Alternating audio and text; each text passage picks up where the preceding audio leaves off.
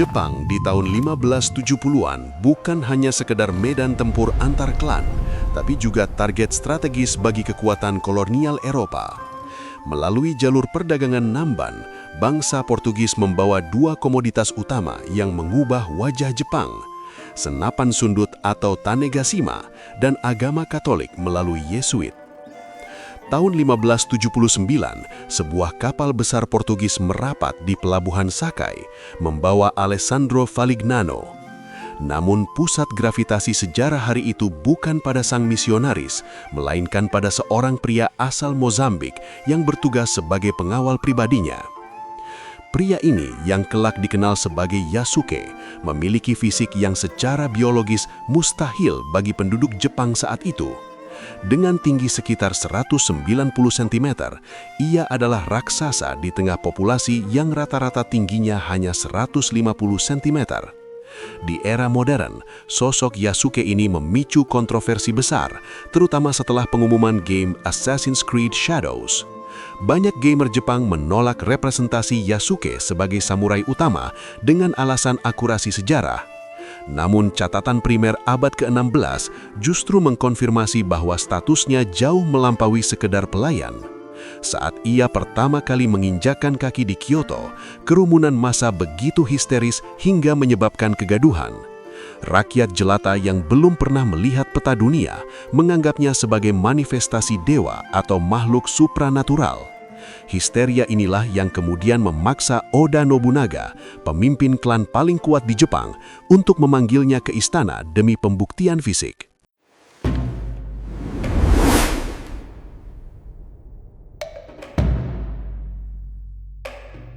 Oda Nobunaga adalah pemimpin yang sangat skeptis dan hanya percaya pada bukti empiris. Dalam pertemuannya dengan pria tersebut, Nobunaga mencurigai bahwa warna kulit hitam itu hanyalah tinta. Nobunaga memerintahkan agar pria itu ditelanjangi hingga pinggang dan digosok dengan air di depan para penasihatnya. Catatan dalam Shincho Koki mengonfirmasi bahwa setelah digosok berulang kali, kulit tersebut tetap hitam, bahkan menjadi semakin berkilau. Di titik inilah, Nobunaga yang pragmatis melihat peluang besar. Ia tidak hanya tertarik pada aspek visual, tetapi pada kapasitas fisik pria tersebut yang dilaporkan memiliki kekuatan setara dengan 10 pria dewasa. Nobunaga kemudian meminta pria ini dari Falignano untuk dijadikan bagian dari lingkaran dalamnya. Ia memberikan nama resmi, Yasuke. Dalam sistem feodal Jepang, pemberian nama dari seorang daimyo adalah bentuk pengakuan eksistensi sosiopolitik. Nobunaga melangkah lebih jauh dengan memberinya sebuah rumah, gaji tetap, dan yang paling menentukan adalah sepasang pedang atau daisho. Di zaman Sengoku, hak untuk menyandang katana dan wakizashi adalah pembatas tegas antara rakyat biasa dan kelas kesatria atau samurai. Dengan penyerahan senjata ini, Yasuke secara teknis dan hukum telah diangkat menjadi samurai dalam struktur militer klan Oda, mematahkan argumen modern yang menyebutnya hanya sebagai budak atau pembawa barang.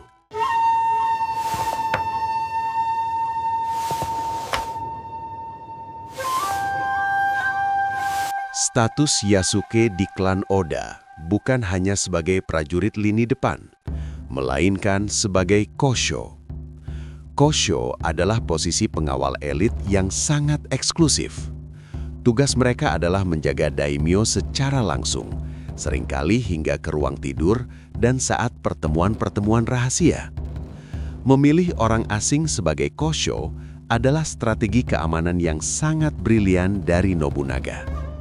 Di tengah klan-klan Jepang yang penuh dengan mata-mata dan pengkhianatan saudara, Yasuke adalah sosok yang tidak memiliki afiliasi politik atau silsilah keluarga di Jepang. Loyalitas Yasuke hanya tertuju pada pria yang telah memberinya status dan kehormatan. Selama tahun 1581 hingga 1582, Yasuke tercatat selalu mendampingi Nobunaga dalam setiap pergerakan militer penting. Ia terlibat dalam inspeksi besar di Koshu setelah kekalahan klan Takeda. Dalam masa ini, Yasuke juga menguasai bahasa Jepang dengan baik. Kehadirannya memberikan dampak psikologis yang luar biasa di medan perang. Musuh klan Oda seringkali terpaku atau ketakutan melihat seorang prajurit raksasa dengan zirah samurai lengkap yang memiliki jangkauan serang jauh lebih luas dibanding prajurit biasa. Bagi Nobunaga, Yasuke bukan sekadar pengawal, tapi juga simbol dari ambisinya untuk menghancurkan tradisi kolot dan membawa Jepang menuju era yang lebih terbuka secara global.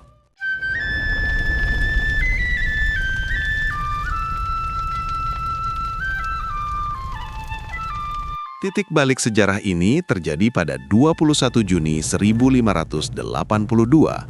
Oda Nobunaga sedang berada di kuil Honnoji, Kyoto, dalam perjalanan untuk memperkuat serangan jenderal-jenderalnya di wilayah barat. Ia hanya membawa sekitar 100 pengawal, jumlah yang sangat kecil karena ia merasa berada di jantung kekuasaannya sendiri. Namun jenderal kepercayaannya, Akechi Mitsuhide, melakukan manuver tak terduga. Dengan 13.000 pasukan yang seharusnya pergi ke wilayah Chugoku, Mitsuhide justru memutar arah dan mengepung Honnoji di tengah malam. Secara taktis, kuil Honnoji adalah perangkap maut. Bangunan yang terbuat dari kayu dan kertas dengan cepat dibakar oleh pasukan pemanah Akechi. Yasuke berada di dalam area inti bersama Nobunaga saat api mulai melalap struktur bangunan. Dalam situasi ini, Yasuke berperan sebagai baris pertahanan terakhir di koridor-koridor sempit kuil. Dengan jangkauan tangannya yang panjang, ia bisa mengayunkan pedang atau tombak dengan daya hancur yang lebih besar di ruang terbatas dibandingkan prajurit musuh. Namun, kekuatan individu tidak bisa melawan ribuan pasukan yang menggunakan strategi pengepungan total. Nobunaga, menyadari ajalnya telah tiba, melakukan seppuku di dalam ruangan yang terbakar. Yasuke, sebagai samurai terakhir yang tersisa, diperintahkan untuk membawa kepala tuannya agar tidak dijadikan trofi oleh Akechi Mitsuhide.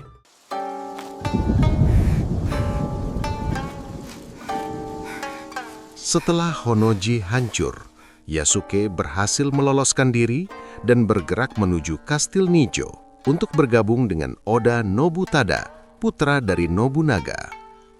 Di Kastil Nijo, sisa-sisa pasukan klan Oda mencoba mengorganisir pertahanan terakhir yang lebih terencana. Yasuke kembali terjun ke tengah pertempuran yang brutal. Catatan sejarah menyebutkan bahwa Yasuke bertempur dalam waktu yang cukup lama di Nijo sebelum akhirnya pasukan Akechi Mitsuhide yang memiliki jumlah personil masif berhasil merangsek masuk ke dalam kastil. Setelah Nobutada tewas, Yasuke akhirnya menyerah.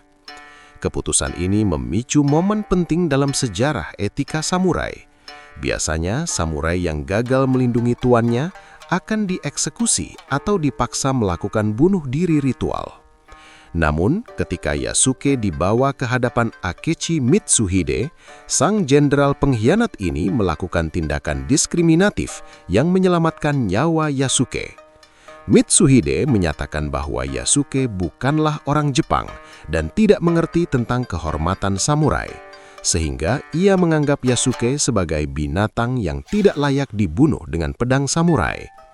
Mitsuhide memerintahkan pasukannya untuk mengirim Yasuke kembali ke gereja Yesuit di Kyoto. Keputusan ini kemungkinan besar diambil karena Mitsuhide tidak ingin memicu konflik diplomatik dengan Portugis di tengah posisinya yang masih belum stabil sebagai penguasa baru.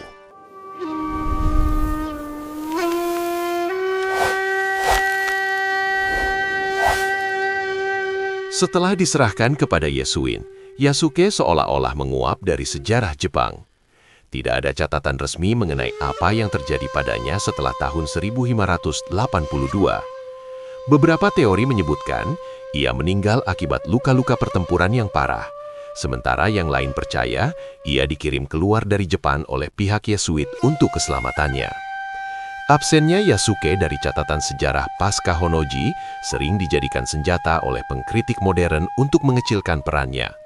Padahal dalam sejarah feodal Jepang, penghapusan catatan adalah hal yang lumrah bagi pengikut klan yang telah hancur.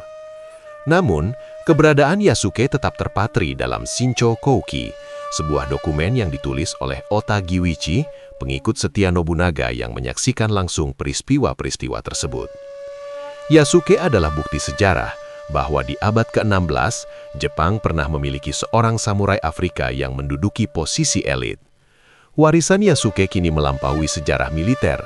Ia menjadi simbol sosiologis tentang bagaimana kesetiaan dan kemampuan fisik mampu menembus batasan rasial di era yang sangat konservatif. Meskipun namanya hanya muncul selama kurang lebih 3 tahun di Jepang, Yasuke tetap menjadi subjek studi yang krusial tentang titik awal globalisasi di Asia Timur dan bagaimana seorang pengembara dari Mozambik bisa menjadi bagian dari lingkaran kekuasaan tertinggi di negeri matahari terbit. Terima kasih sudah menonton Folk Bond Story. Sampai bertemu di video selanjutnya.